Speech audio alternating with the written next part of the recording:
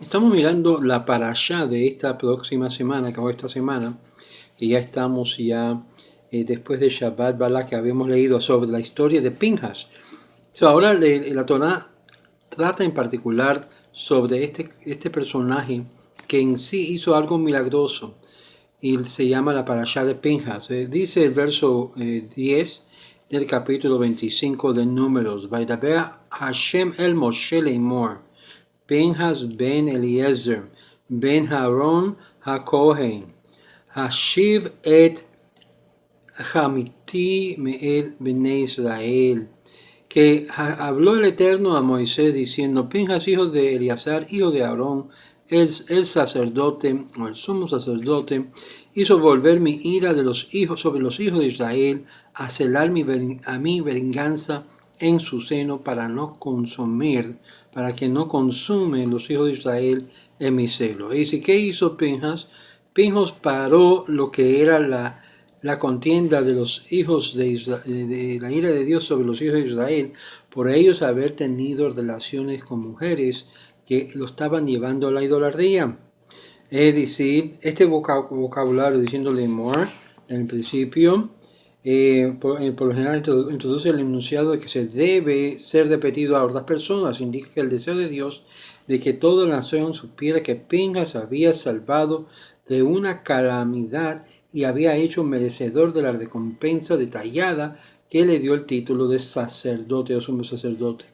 Por eso dice el verso 11, hijo de Aarón el Cohen, Pinhas había logrado poner al fin la plaga que había matado más de 24,000 personas israelitas, como castigo por haber caído en el abismo de la inmoralidad sexual con las mujeres moabitas y madianitas. Pero en vez de ovacionarlo, la gente lo acusó de haber cometido asesinato alevoso y protestaron que el nieto de aquel que se ha engordado becerros para sacrificios en los altares de idolatría, había tenido la audacia de matar al príncipe de Israel, de lo que era el príncipe de la tribu de Shimón.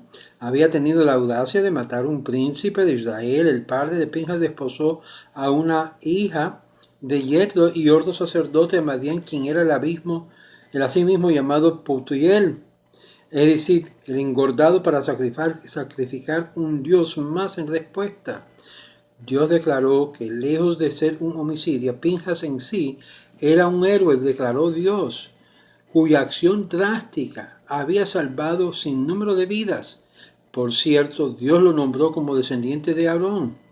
Esto lo menciona Rashi, quien se distingue por el amor a sus congéneres y su incesante búsqueda de la paz.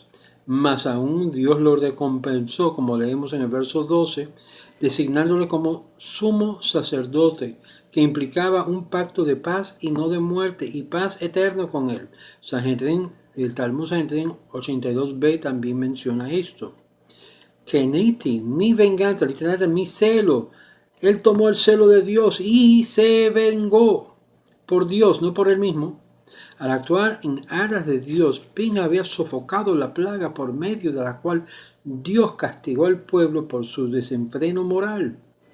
Si no hubiera sido por él, la plaga habría sido extendiéndose y continuando la plaga de Dios por lo que estaba haciendo los hijos de Israel. Imagínense hoy en día cuántos muertos. Si habían hombres celosos como Pinhas en la actualidad, que veían lo que era un israelita, un judío, teniendo relaciones íntimas con una mujer no judía idólatra, como habíamos descrito en la otra parashá de Balak, que aún las formas que atraía eran bellas y públicamente, sin ninguna vergüenza ninguno, se acostaba públicamente con ella. Y entonces entre sus senos estaba lo que era la imagen de ídolo en la cual el israelita se postraba y besaba lo que estaba entre sus peceras. Y fue ahí donde Dios dice, no se apegaron a otros dioses en medio o por medio de las mujeres preciosas y hermosísimas. Y esta fue la forma que cayó el pueblo de Israel y comenzó a caer la plaga sobre Israel. Y con este contexto, el término celo se refiere a un despliegue de cólera que redunda en venganza. En la esfera humana, celo es otra forma de que reaccionamos frente al hecho de que un extraño tome lo que nos pertenece por derecho propio.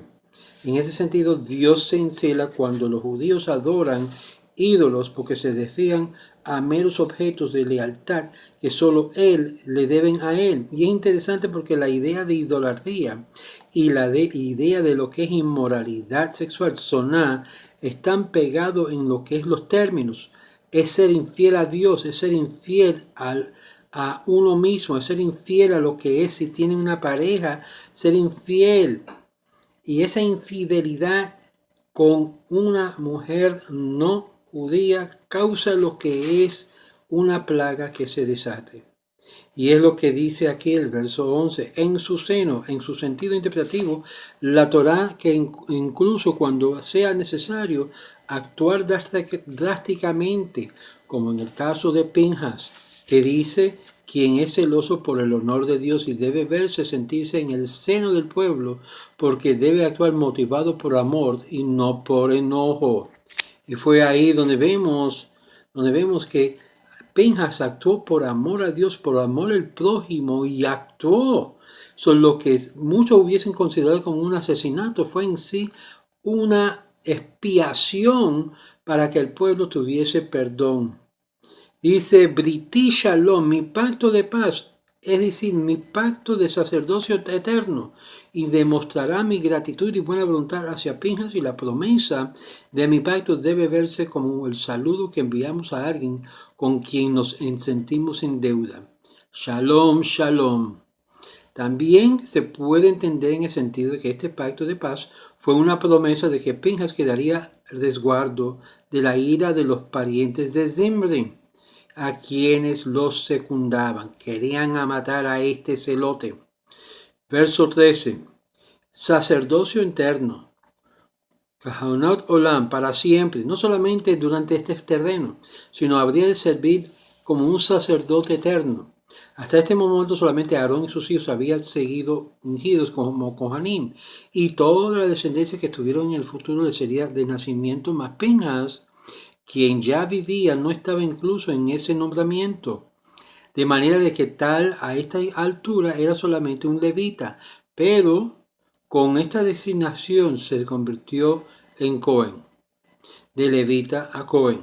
Pero asimismo este pacto fue una promesa que los Kohanim Gedolim descenderían de las ramas de Pinjas, nos dice Ibn Ezra.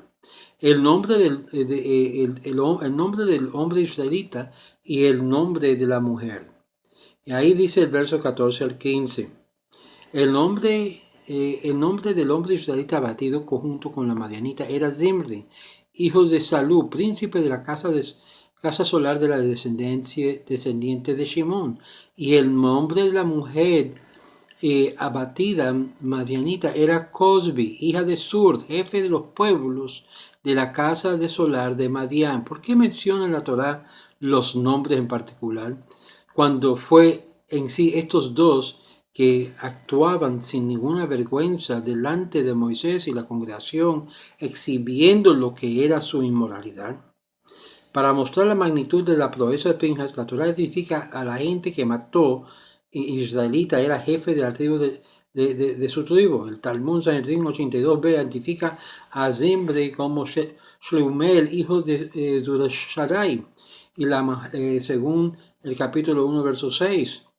Y la mujer madianita era la hija de un príncipe más prestigioso, abolengo, que no fue obispo para que Pinjas hiciera lo correcto en ese momento. Por otra parte, la identidad de ella también es elocuente testimonio de la intensidad del odio de los madianitas hacia los israelitas, porque incluso un príncipe no pudo en dejar que su hija se prostituyese con tal infligir daño a Israel. El odio era tanto que aún los líderes estaban dispuestos a prostituir sus propias hijas para que pudieran hacer daño a la casa de Israel, hasta ese extremo. Y es por eso cambia la actitud de Israel hacia el pueblo de Madián y los moabitas. Versos 16 y al 18 nos indica ese cambio y lo dice claramente el cambio. Y habló el Eterno a Moisés diciendo: hostiga a los madianitas y atácalos, pues hostigaron ellos a ustedes con la conspiración que fraguraron en este asunto de Peor, en el asunto de Cosbi, hija de un jefe de Madián, y su hermana, quien fue abatida en el día de la plaga debido al asunto de Peor. Peor es la idolatría que ellos indujeron al pueblo de Israel a pecar, utilizando sus cuerpos como seducción para que se postraran ante el ídolo. Y esto dice el Eterno a Moisés: hostígalo, ténganles odio. ¿Cómo es esto? ¿Cómo vas a tener odio a algo tan precioso, un placer tan lindo que tuvieron? Es ese mismo odio que hay que repudiar en el corazón. ¿Qué es lo que está diciendo Moshe? Moshe está diciendo: tienes que hostigarlo, tienes que en sí declarar guerra. Ya las cosas cambian, porque ellos te querían destruir y matar, no le importaba nada su vida, simplemente utilizar la seducción con el fin de hacerte daño. Lo implica en un estado de ánimo permanente en vez de derrotar instrucciones para que sea algo tan tangible y de inmediato. El segundo mandato de atacarlos implica efectivamente una confrontación bélica. En efecto, que el pueblo fue posteriormente enviado para atacar a los madianitas para vengarse por lo que habían hecho y la plaga que habían provocado. Capítulo 31, verso 2. Or HaHaim explica algo bien interesante, que en el sentido más profundo de estos mandamientos no era sencillamente vengarse. No. Asusado de Madián, el pueblo de Israel se vio invadido por un deseo de gozar placeres muy morales y adorar a ídolos, el ídolo de Peor. Tales deseos son en extremo difíciles de erradicar debido a que siempre corre el riesgo de un deseo vuelva a florecer o a aflorar. La manera de lidiar con tales peligros era hacerle entender al pueblo que lo que consideraban un placer tentador en realidad era un enemigo, un peligro a la existencia misma de Israel. Y en caso de los madianitas, quienes habían introducido su comportamiento licencioso e idólatra en el pueblo de Israel, éste tenía que adquirir la convicción que no tenían nada que aprender de los madianitas, y estos eran odiosos y despreciables. Tal es la razón por la cual la Torá ordenó una animadversión permanente contra ellos. Por otra parte, aunque la tarea de castigar a los madianitas asimismo era necesario, ellos no requerían un estado de guerra constante. Y es aquí que dicen los madianitas, más no los moabitas, aunque los moabitas habían desempeñado un papel protagónico en crearles tentaciones a los israelitas, ellos fueron excluidos de la retribución, como vemos en Deuteronomio capítulo 2, verso 9, debido a que Ruth, la antepasada del rey David, estaba destinada a descender de Moab.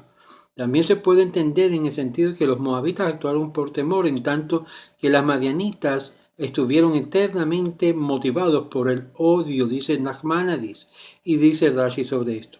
Aquí terminamos la charla sobre la parashá de Pinhas de esta mañana. Les deseo una buena semana y el Shavuot Tov.